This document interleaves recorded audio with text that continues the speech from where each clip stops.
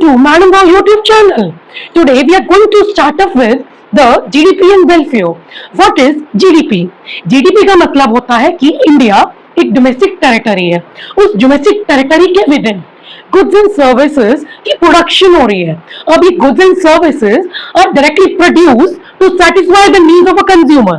Consumer कौन है? आप लोग क्या कंज्यूम करो? Final goods and services. अब जितने भी इंडिया के within final goods and services produce हुए हैं, उन सब की मार्केट वैल्यू का सम क्या है? जीडीपी. जीडीपी की फुल फॉर्म क्या है? Gross domestic product.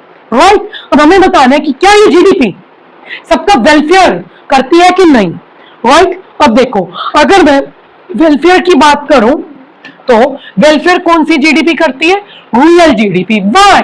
Because real GDP हमें किस पे बेस्ड होती है? Which is based on constant prices.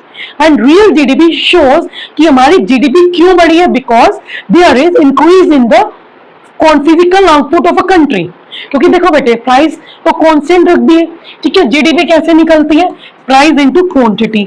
जब प्राइस ही आपके कांस्टेंट है तो आपकी किसके कारण जीडीपी बढ़ रही है? Only because of quantity and it is the physical output produced. It is the physical output produce. तो रियल जीडीपी हमें दिखाती है कि फिजिकल आउटपुट प्रोड्यूस हुआ है because of the increase in quantity and there is increase in GDP. Now, GDP is not always considered for the welfare of the people. Now, if I talk about what do you mean by the welfare? Welfare term का मतलब है कि लोगों का भला. ठीक है. अब अगर मैं इकोनॉमिक्स की बात में करूं तो अवेलेबिलिटी मतलब कितने गुड्स एंड सर्विसेज पीपल के लिए अवेलेबल है, तो हम क्या बोलेंगे कि उनके वेलफेयर की बात हो रही है.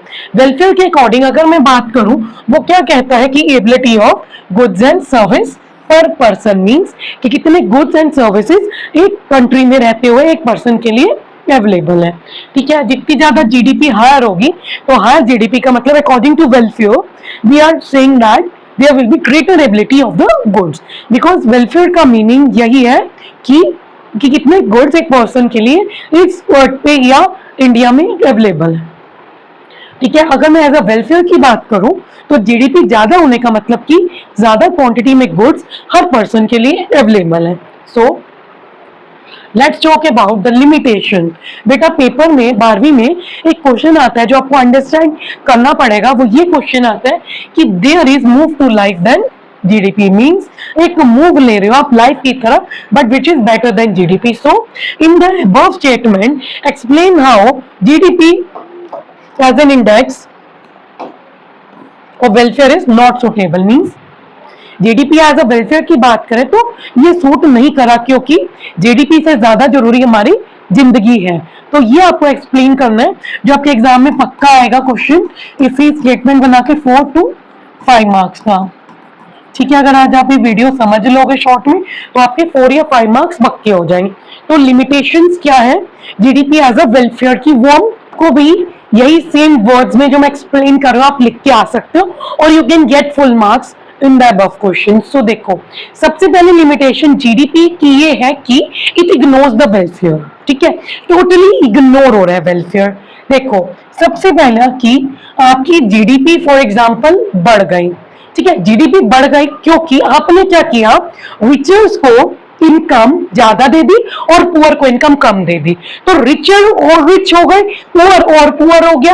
अब बढ़ी हुई जीडीपी देख के क्या आप कंक्लूड कर सकते हो कि जो इनकम बटी है वो अनइक्वल इनकम बटी है. ठीक है. जिसके कारण एक मेन वेलफेयर का इंडिकेटर जो जीडीपी को एक लिमिटेशन के तौर पे देखा जा रहा है वो क्या है? इनकम कैसे डिस्ट्रीब्यूटेड है. अगर इनकम अनइवनली डिस्ट्रीब्यूटेड है तो उस जीडीपी एज अ वेलफेयर की एक लिमिटेशन है जो कि क्लियर एस्पेक्ट इकोनॉमी का नहीं शो कर रहा कि जीडीपी हमारी क्यों बढ़ी है. तो पहली लिमिटेशन ये है कि जीडीपी बढ़ी हुई ये नहीं शो करेगी कि इनकम किस तरीके से डिस्ट्रीब्यूटेड है. इसको इंग्लिश में बना के लिख लेना. नहीं समझ में आएगा तो नोट्स आपको अवेलेबल करवा दिए जाएंगे.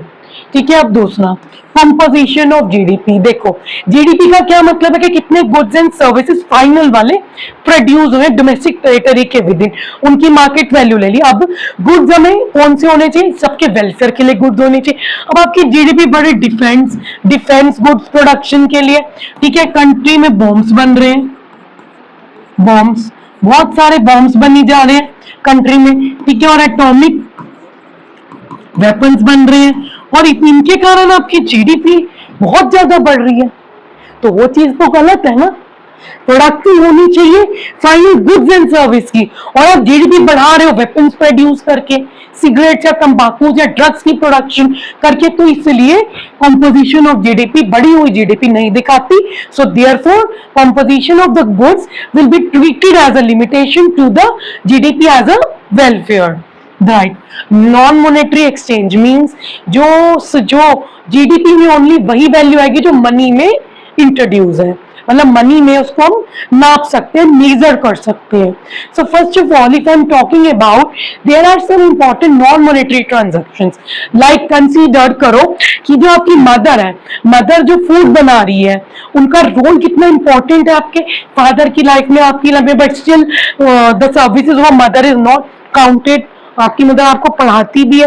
और सेकेंडली गांव में आजकल बार्टर सिस्टम हो रहा है, राइट। अब उस बार्टर सिस्टम की कुछ ऐसी ट्रांजैक्शंस है वो हम रिकॉर्ड ही नहीं कर रहे, since it ignores the current scenario of the GDP and the current payment transaction.